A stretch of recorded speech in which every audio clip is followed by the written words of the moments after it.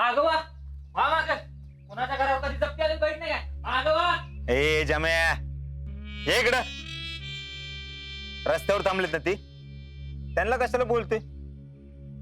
भैया हा भैया साहेब, तुमच्याकडनं काय मदत झाली असती तर.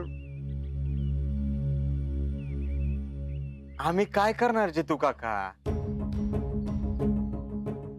What you think? आम्हाला मदत करायची वाटत नाही का? पण आम्ही नाही काय करू शकत.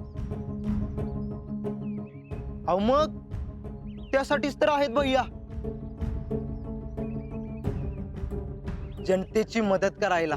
तुझं करेक्ट आहे टॅलेंट, पण काय रूल इज रूल. आपण त्याच्या पलीकडे काय करू शकत नाही ना. काय खरं आहे तुमचं. हो तसं नाही ना. आता मी पडलो बँकेचा संचालक, शिवाय बँकेचे हप्ते पण भरले नाही तुम्ही. काय रे भरले नाही त्याने हप्ते? 3 महिन्याचे हप्ते राहिले त्यांचे, आणि वरनं 2 आपण नोटिसा पण त्यांना दिलेत. बघू.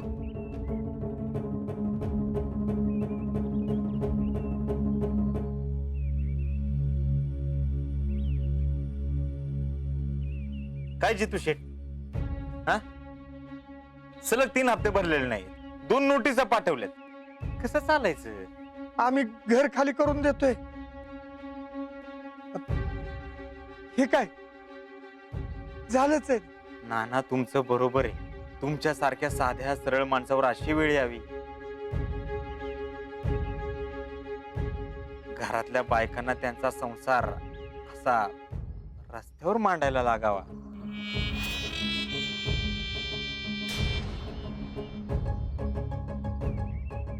नाना लय बॅड वाटते, पण मी तरी काय करणार नाना? माझे पण हात दगडाखाली अडकले तो. आता काय तुम्ही आमच्या जवळचेच नाही, हितचिंतक मार्गदर्शक आहात म्हणून आम्ही तुम्हाला सूट देऊ. पण ही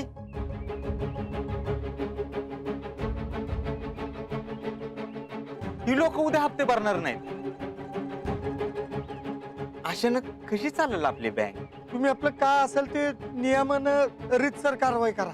नाना खरंच सांगतो, मला अजिबात बघवत नाहीये. अहो गावच्या भल्यासाठी आपण कित्येक मिटिंगा या अंगणात केल्यात. हा भजन कीर्तन मी या अंगणात पाहिलेत, आणि आज हे काय बघावं लागते नाना? नाही नाही नाना, हे घर हातचं जाता कामा नये. मी काय म्हणतो, मी करू का मदत? अरे तू आता मदत केलीस तर त्याची परतफेड करावीच लागेल की. आणि मला आता कुणाच्या उपकाराचं ओझं नकोय डोक्यावर माझ्या. अहो नाना, तुमच्यासारख्या माणसाला मदत करणं म्हणजे देवाला दान करण्यासारखं आहे. नाही नाही, अरे खरंच नको. जीवनातला संघर्षच संपला तर जगण्याला काय अर्थ आहे? नाना अहो, तुमच्यासारख्या माणसाला आमच्या घराचे, आमच्या हृदयाचे दरवाजे कायमस्वरूपी उघडेत.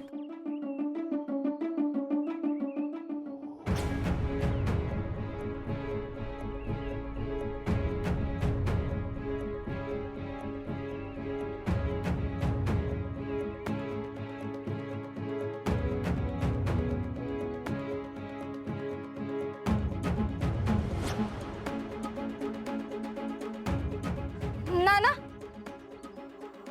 आई, हे काय झालंय?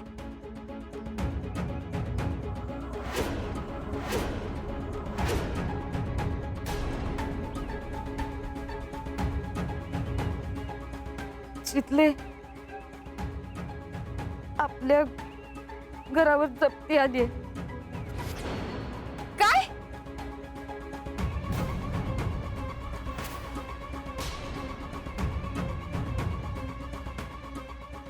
मला का नाही सांगितलं? अगं यांनी कालच आम्हाला सांगितलं. हा, अशी कशी जप्ती आली?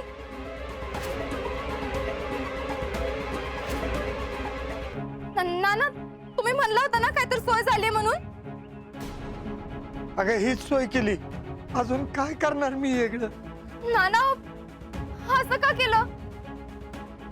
हो, अजिंक्य आणि मामा आलते ना मदतीला, मग तेव्हा का नाही सांगितलं?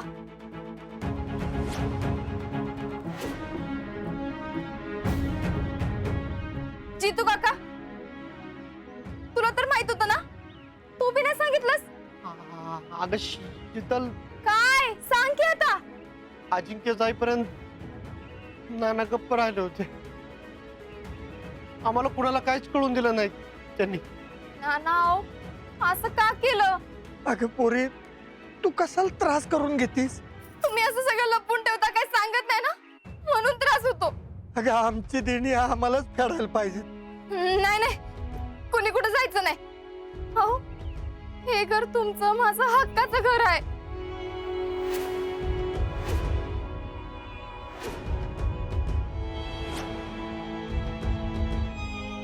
कोणी कुठं बी जाणार नाही.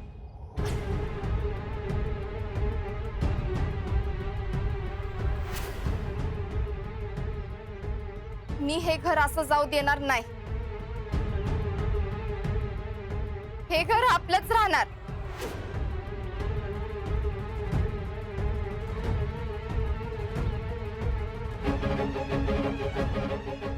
आईला काय करण रे आता? काय माहित.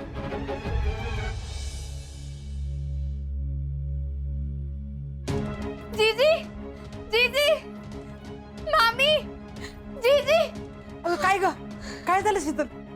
काय झालं? अगं दम खा जरा. कशाला आलीस एवढी पळत? अगं बोल बाई पटपट, काय झालं? काय घाबरली एवढी? जीजी, जीजी अहो.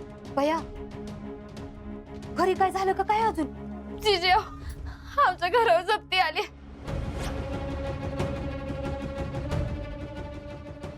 तिथं सगळी माणसं जमले आणि बँकेची माणसं बी आले.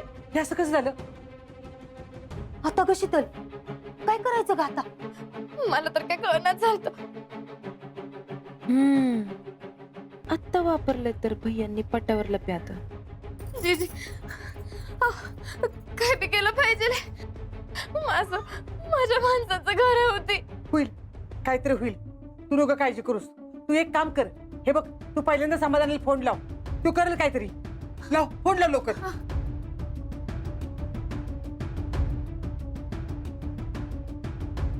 अगो बाई, आमचे हे तर कर्णाचाच अवतार आहे. लगेच देतील आणून पैसे. आता काय करायचं? तू दम खावाय जरा. तुझ्या तोंडात ना आवाज फुटना, मीच लावते बाई. हा,